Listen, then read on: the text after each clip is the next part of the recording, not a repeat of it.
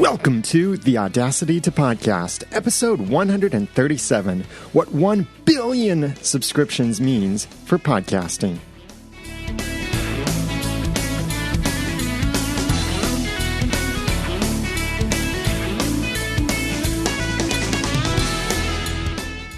Thank you for joining me for the Audacity to Podcast. I'm Daniel J. Lewis, and this is the award-winning how-to podcast about podcasting and using Audacity. It's where I give you the guts and teach you the tools to podcast with passion, organization, and dialogue.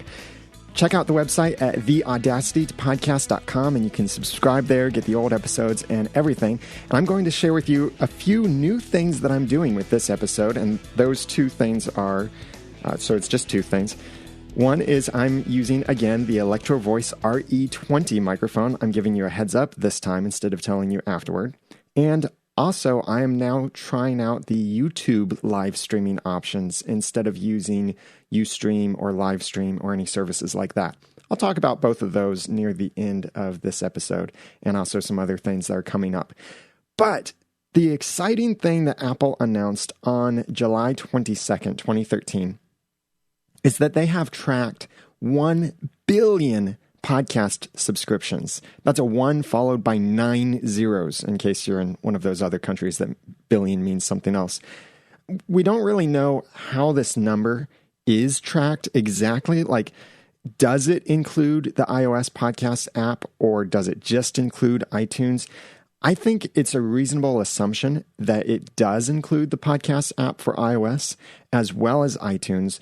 But what is not counted into this are if you've used the ITPC link on your site instead of an iTunes store link. So ITPC is where people are subscribed directly into your podcast instead of subscribing through the iTunes listing. So I have my doubts that iTunes tracks those subscriptions, but they're probably tracking the subscriptions of when someone goes to the iTunes store and click subscribe on a podcast. 1 billion subscriptions. This is really encouraging to podcasters, and I think it's especially encouraging that Apple is featuring this number. So let's break this down a little bit and what this means for you as a podcaster or a potential podcaster. First, that number, 1 billion. Think about how big that number is. According to Lex Friedman over at MacWorld, Apple says that those billion subscriptions are spread across 250,000 unique podcasts in more than 100 languages, and that more than 8 million episodes have been published in the iTunes Store to date. This is very similar to what Leo Laporte shared in the 2013 New Media Expo during his keynote at that conference in January 2013. 250,000 unique podcasts, 1 billion subscriptions. That means if you were to just completely level the playing field and every episode has the same number of downloads, then at 250,000 unique podcasts, and by the way, that's a small market. Compare that to however many millions of blogs there are out there. But at 250,000 podcasts, that would mean 4,000 subscriptions per podcast. Now, clearly, that's not the actual statistic because some podcasts are really big and have hundreds of thousands of subscribers to them, like those from This Week in Tech or Revision 3 or some of those other really big networks. And then some podcasts really don't make it past the first episode or sometimes the 7th episode or somewhere in there. I found a couple podcasts recently that I was really interested in listening to, and they've only had 3 episodes out there, and then they stopped, and they haven't had anything in several months. So I'm thinking they probably are just disappearing. But this number, really, 1 billion, is big for us as podcasters. It's not just a big number because it represents a massive potential audience for us. No, you may not actually get ever 1 billion subscribers, but think about it this way. Let's make some assumptions on how we can break this up. The number billion represents active and former subscriptions. So that's not 100 active subscriptions right now. That includes If you subscribed to Billy Joe's podcast 2 months ago and then unsubscribed, that was still tracked as one subscription. Or I think that's a reasonable assumption based on the information that Apple is sharing with us.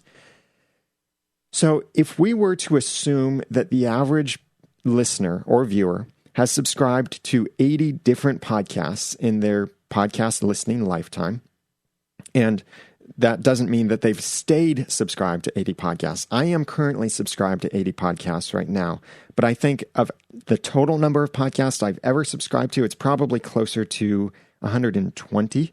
That's a guess on my part, but I think that's pretty close. So if we were to assume the average person has subscribed to 80 different podcasts over time, then we could, from that calculation, determine that there are potentially 1.25 million podcast listeners out there. All the potential of finding your podcast in iTunes. That's the other thing to consider, though. This number, 1 billion podcast subscriptions, is just for iTunes. iTunes is only one podcast directory. Yes, it is often pulled from by other podcast directories and apps, and mobile apps will pull from iTunes in order to populate their own directories. And I don't think those subscriptions would be included in this. I think it's only iTunes and the podcast app for iOS that counts to this.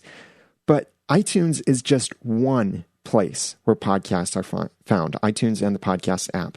Just looking at my own stats for Noodle Mix Network, I found that in the month of July 2013, iTunes and the iOS podcast app represents 51.6% of my downloads for all of the episodes that were available in July 2013. So that's about half of my audience. So we could very easily apply that same metric to this 1 billion subscriptions and realize this could mean that there are more than 2 billion podcast subscriptions represented out there, or podcasts that people listen to faithfully, because they may not even be subscribed. I get a lot of people going to my website and pressing play on the website, almost 50%. Sometimes it's more than 50%, pressing play on the website in order to listen to the podcast. And they're loyal listeners. They're not subscribed, but they're loyal listeners. So we could say easily there are potentially 3 billion podcast, quote, subscriptions, unquote, going on out there as people are loyal to a particular podcast and faithful to listen to every single episode, even if they're not necessarily subscribed. So that is huge. And that can represent a potential market then for your podcast. Not a billion people, please don't misunderstand it that direction, but still hundreds of thousands of people, millions of people, very potentially. So think about that with your podcast, and don't let that discourage you if you only have 20 or 30, 50 subscribers right now, but let that encourage you of how big this market is getting. And especially, here's my second point, consider, why is Apple featuring this information? Apple doesn't usually announce numbers unless there's something really important or something that they're proud of, what those numbers represent. And I think that this announcement from Apple really shows that they have grown more fond of podcasting. You may remember that in the iPod announcements on September 1st, 2010, Steve Jobs had lumped podcasts in together with what he called amateur hour. But I think Apple has taken a long step away from that, especially by featuring this, showcasing that 1 billion subscriptions have been out there for podcasts. And Apple is taking this opportunity to also highlight some of the most popular podcasts. And it's really the typical selection, the podcasts that we've all seen highlighted on just about every top 10 list that's out there. But they're also bringing more attention to the new and noteworthy section. So if you are just on the verge of launching your podcast, now is the time to do it, because you'll not only be potentially featured in different new and noteworthy sections, but Apple is even further featuring the new and noteworthy sections because of this 1 billion subscriptions celebration that they have going on. But also remember that Apple does not directly profit from podcasts yet. Now that's directly. I do think that having podcasts in iTunes is profitable for Apple because it's bringing more people to iTunes and it's bringing more people to the Apple ecosystem, which does result in profit. In my own use of or listening to podcasts, I was on an Android phone and just really frustrated with the workflow of trying to synchronize podcasts between iTunes and my Android phone and the different apps on Android. And it just was annoying to me. So the simplicity of using an iPhone to listen to podcasts instead of my Android phone was a big factor in what helped me finally switch from Android to iPhone. That was for me, and it is that way for many other people, not everybody out there, but certainly the ease of subscribing to, listening to, synchronizing podcast subscriptions, even if you don't use iTunes or any of the official Apple apps, the ease of these apps and beauty of these podcast apps that are out there, I think are attracting a lot of people to the Apple ecosystem. Also realize that when someone goes to iTunes and they search for your podcast name or something related to your podcast is listed in iTunes along with many other search results. Songs, TV shows, ebooks, many different digital products that people can purchase through iTunes. So having iTunes be a major host for podcasts out there is bringing more people to iTunes who in turn are purchasing things. I've talked about the flip side of this, of how I profit from people subscribing to my podcast in iTunes. I don't profit directly, but all of my links for my different podcast listings in iTunes, like the audacitytopodcast.com/iTunes for the audio version or /iTunes video for the video version, those are affiliate links. So if you purchase something from iTunes within 72 hours of clicking on those affiliate links, if you subscribe to my podcast or just view my podcast in iTunes and then purchase something within 3 days, I get a small affiliate commission off of that. If you want to learn more about how to do that, check out the audacitytopodcast.com/iTunes links. So that's making me some money, within 72 hours, but it's also making Apple more money because it's bringing more people to the store. Podcasts are very much like the loss leader for Apple. If you've done shopping or Black Friday deals or anything like that, then you know about these amazing sales that many stores, grocery stores will do this. Everybody pretty much does it at Black Friday. These amazing deals that get you into the store. And their market research shows that if they get you into the store for that amazing deal, you will most likely purchase something else while you're there. Now, that kind of stuff doesn't work on me. And also, in general, millennials are very different in this approach. I'm the type that I go in, I buy that 1 cent item, and I leave. And that's all I buy is that 1 cent item. So some of this marketing is a little bit different in this new field, and millennials, people my generation that were born and grew up between like 80s and 90s and near the new millennium as well. So Apple is featuring this very prominently, and it's not only bringing more attention to iTunes, but I think it's really bringing more attention to the podcast industry as a whole. Because podcasts are helping Apple sell products and services and purchase from iTunes and all of that, yes. But also, a lot of people are announcing this. A lot of people who may not really have paid attention to podcasts because they were thinking, podcasts aren't that popular. It's amateur hour, as Steve Jobs once called it. Well, now Apple is saying 1 billion podcast subscriptions. And I like the way that Jim Cramer, I believe he still hosts a radio show or a TV show about investments, but he would often say, 1 billion here and 1 billion there, and pretty soon you're talking some real money. Well, when we're using numbers like 1 billion, that's a big number to a lot of people, and realizing, wow, this podcast industry is pretty serious if there are 1 billion subscriptions out there. So let me use a phrase that Apple has often used, and especially Steve Jobs. What does this mean for us mere mortals? I think it's great that Apple is highlighting this milestone, and it's already helping the podcasting industry grow and receive more attention as people blog about this, they podcast about it, it gets in the news, it's featured. Apple hasn't actually published it on apple.com in their news section, But it is in iTunes under the podcast section, and that's causing a lot of major tech blogs to write about it and to feature it, and they've been featuring it within the last couple of weeks since the announcement came out on July 22nd. But I also think that Apple is reaffirming their support of the podcast industry, that they're no longer lumping this into amateur hour, but they're saying, hey, you guys are serious. We're going to be serious about this too. We've already seen Apple create the dedicated podcast app for iOS. And even though it's not included by default on new iOS devices, or as of yet with new versions of iOS, that is, it wasn't included with iOS 6, certainly wasn't included with iOS 5 because it didn't exist yet with iOS 5.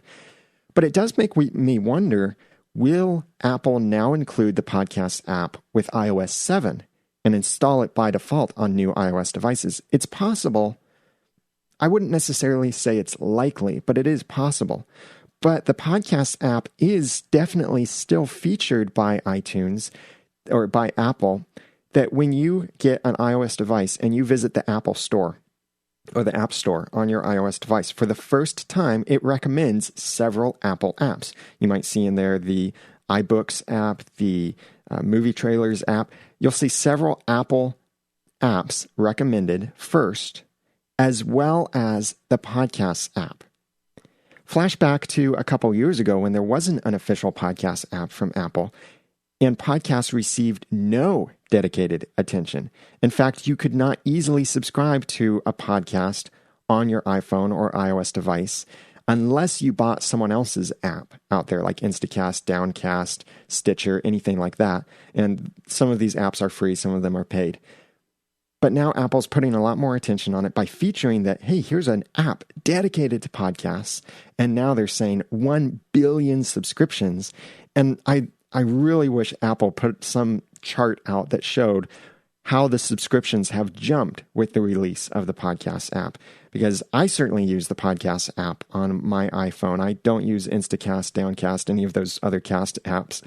But I'm using the official app. I'm no longer synchronizing with iTunes, though, and I just download podcasts directly to my iOS device. I usually watch videos on my iPad, and I usually listen to audio on my iPhone. Sometimes there's some crossover there, depending on where I am and what device I have with me. But I think for the smaller audiences, or the smaller podcasts out there with smaller audiences, this should be encouraging to you. Apple is featuring this more. They're pointing out the massive number of subscriptions out there. And I think it can give us hope that this podcast listenership base will only grow at this point. I mean, it's been growing ever since podcasts launched in 2004. The industry has been growing, and it's getting a whole lot more attention recently. And this should also be a reminder to you to make sure your podcast is in iTunes, and that you have a really optimized listing for your podcast in iTunes. Have great cover art, have a great title for your podcast, not just a cute title like The Ramen Noodle, but a descriptive title like The Ramen Noodle Clean Comedy Podcast. Make sure you've got a great description in there that really tells people why they should listen and what they'll get from the podcast, not just who you are and why you're qualified to host the podcast. Also have great episode titles that are unique, that are front-loaded. So that's putting the relevant information front in the title so people aren't scrolling through a list of episode 5, episode 6, episode 7, episode 8, and not seeing what the actual episode is about. But have those great descriptions there. Optimize your listing in iTunes, because this is bringing the 1 billion subscriptions announcement is bringing a lot more attention to iTunes. And I really look forward to where this will go as Apple changes their focus, or maybe focuses a little bit more on podcasting in the future with iOS 7, with iTunes updates coming out, and with OS 10 updates, and much more in the future. So I'd love to hear your thoughts on what you think about the 1 billion podcast subscriptions. And I just can't say billion without emphasizing it, but the 1 billion podcast subscriptions. Please comment on the show notes for this episode at theaudacitytopodcast.com/137. I'd love to hear what you think about the 1 billion subscriptions. And if you're not in iTunes, again, please let this guilt you into getting into iTunes. I was helping someone recently with their podcast. They were having a problem, and they suggested maybe just ignoring iTunes because their feed couldn't quite validate with iTunes. They had have a bug in their feed. And I'm responding to them saying, no, iTunes is huge. And I'm going to link them to this episode. So if you're listening to this episode and you're that person, hi, be in iTunes. So you should definitely have your podcast in iTunes, especially considering how so many other apps pull from the iTunes podcast directory. And I could see this maybe encouraging even more apps to, instead of host their own podcast directory, to pull from iTunes as well, because they'll realize, wow, iTunes has all of these podcasts. We should just pull from that instead. And many apps have made that decision. So please comment on the show notes to let me know what you think of this announcement as well and how that might affect podcasting. Now, I told you at the beginning that I'm using YouTube for live streaming now. YouTube has just opened this up. They announced live streaming for channels with over 1,000 subscribers a little while back, and I was working really hard to try and get more subscriptions, and I just hadn't made it yet. But Google just announced that now YouTube live streaming is available to all channels in good standing that have more than 100 subscriptions. So this now makes YouTube live streaming a lot more accessible to a lot more people, and it puts it in huge competition with Ustream, Livestream, and all of the other streaming services out there. Because YouTube is free. At least right now, the live streaming is free. You can also choose whether you want commercials in your stream. Just like you can normally with when you upload video to YouTube, you have the option of, do you want ads in this or do you not want ads? And the YouTube player is mobile friendly as well. I really like actually how it works more than Ustream and Livestream. Here's an issue I found recently with Ustream and Livestream video on my own website where I have the site formatted so it's mobile friendly. But if I was looking at my own site on an iPhone, small screen, not my iPad, but just my iPhone, when I would press play on the live video, it would load that video in a new tab and then would take you away from the chat room. And you couldn't switch back over to the chat room and have the video going in the background. Maybe that kind of functionality will change with iOS 7 for iPhones and iPads, but it just wasn't there on my current iPhone 5 with iOS 6. And using Safari, it was very similar as well in Chrome on my iPhone.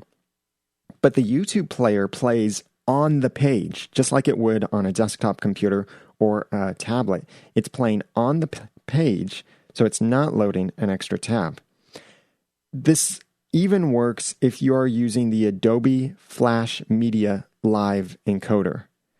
Even though that says Flash in the name, the video that you're sending out to YouTube is still mobile friendly. So as long as you embed that YouTube player on your site for the live streaming, it is mobile friendly. A direction I don't like that this is taking, and many of the live streaming platforms out there take this similar direction, is instead of now allowing an always-on channel that has scheduled events, YouTube is going the direction of services like Livestream at livestream.com, where you schedule an event and you live stream that event. You can't have a channel that always remains on and you have multiple events on that channel, but you have to create a separate event for each thing that you want to live stream. Where this really starts to get annoying is when you want to do multiple live streams on the same day. For example, Wednesday nights are usually podcast night for me that during the TV season, fall and through early spring, I will be doing both a live clean comedy podcast as well as a live Once Upon a Time podcast. So two completely different types of content. And if I wanted these to be streamed separately and not just leave a channel open for several hours, but if I wanted to stream them separately, it means I have to create separate events inside of YouTube. It also means that I have to re-embed those videos into YouTube, or into my site, that is. So it's not optimal, not my favorite way of doing this, because it especially means I'd have to ask my current viewers to refresh the page in order to see the new player.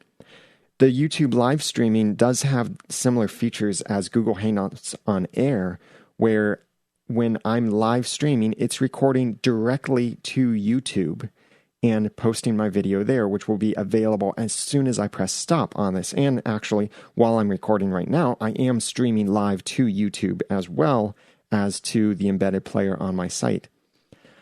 But the downside of this is you can't have easy pre-show and post-shows live streamed that don't get published in the recording. That's what I like to do. Normally, I would have the live stream going with music playing and a countdown, and I might hang out afterward for some questions and answers related to podcasting or whatever topic that we're sharing at that moment on the live stream.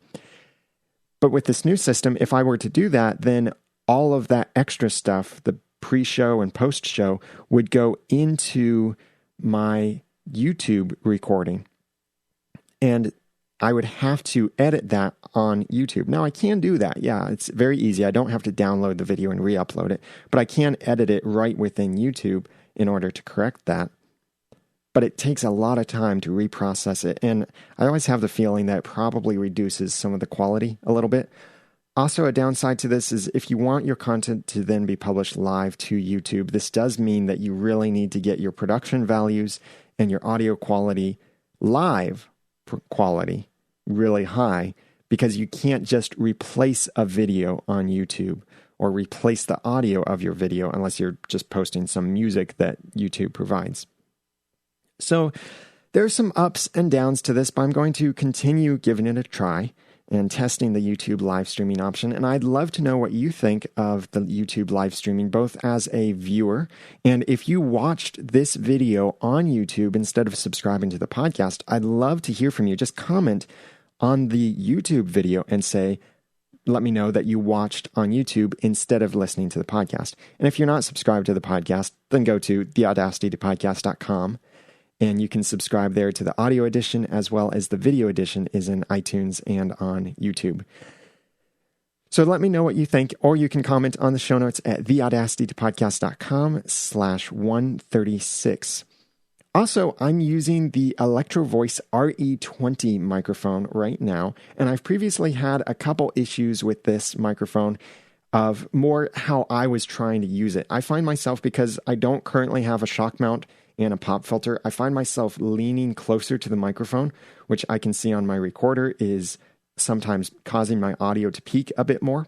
And because I don't have a shock mount on this microphone, it's picking up a lot more desk noise. So I'm trying very hard not to put my hands on my desk, type on my keyboard or anything like that while I'm recording, because I'm going to right now wrap my fingers on the desk, which I have a Heil PL2T overhead boom arm, which is like a robot arm that's attached to my desk, and that's holding the microphone. And the microphone has no shock mount. So note what happens when I wrap my fingers on the desk.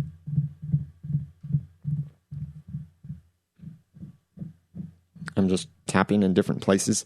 There is a little bit of noise coming through on the microphone, and that's just because I don't have a shock mount, not the microphone's fault at all. But I will be reviewing the Electro Voice RE20 and RE320 very soon. I'll have different reviews for each of them, and I'd love for you to look out for those reviews. There'll be video reviews, so make sure you're subscribed to the video edition of the Audacity to Podcast, where I give completely different content at theaudacitytopodcast.com/iTunes video, or on YouTube, theaudacitytopodcast.com/YouTube. And of course, it is available on the website that you can view. And many people often wonder, how am I embedding a YouTube video on my podcast when I do a video edition, and yet have the podcast player and podcast episode available in the feed, all video, or sometimes I'm doing video and audio? Well, I did a video about how to do this. It's how to embed YouTube videos and podcast episodes with PowerPress. Check it out at theaudacitytopodcast.com/iTunes video, or on YouTube at /YouTube. But also for your convenience, I put the embedded YouTube video in the show notes for this episode, so you can watch it at theaudacitytopodcast.com/137, and just scroll down to the bottom to find out how to do that, where you can embed both a YouTube video and your podcast episode in your feed, as well as having the download links and play a new window and all of that on your post. And this also works for Vimeo and several other services that WordPress will automatically embed on your site, and really any service that gives you an embed code. There are options that you can work with this built into PowerPress, just some things here and there that you need to enable. So I'd love to hear from you what you thought of this content of the Audacity to Podcast and what you think about this 1 billion subscriptions for podcasts and what this means for the industry. Please comment on the show notes at theaudacitytopodcast.com/137. And I'd love to hear your feedback on what you'd like me to cover in future episodes, questions you'd like me to answer, problems you'd like me to share solutions for in the episodes. Email feedback@theaudacitytopodcast.com or call 903-231-2221. You can also go to theaudacitytopodcast.com and click or tap on the send a voice message link to record a message right through the website and send it to me. Please follow me on Twitter at @TheRamenNoodle. And please remember I'm available for one-on-one consulting to help you launch or improve your podcast. Check it out at theaudacitytopodcast.com/consulting. Now that I've given you some of the guts and taught you some of the tools, it's time for you to go podcast with passion, organization, and dialogue. I'm Daniel J. Lewis. Thank you for listening.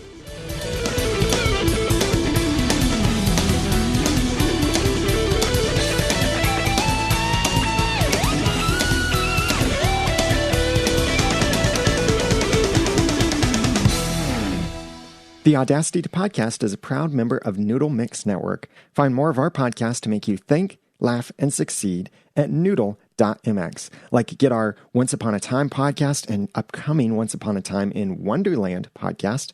Learn how to move beyond productivity and get productive in your personal and professional life from beyond the to-do list, and much more, like our clean comedy and more to come at noodle.mx.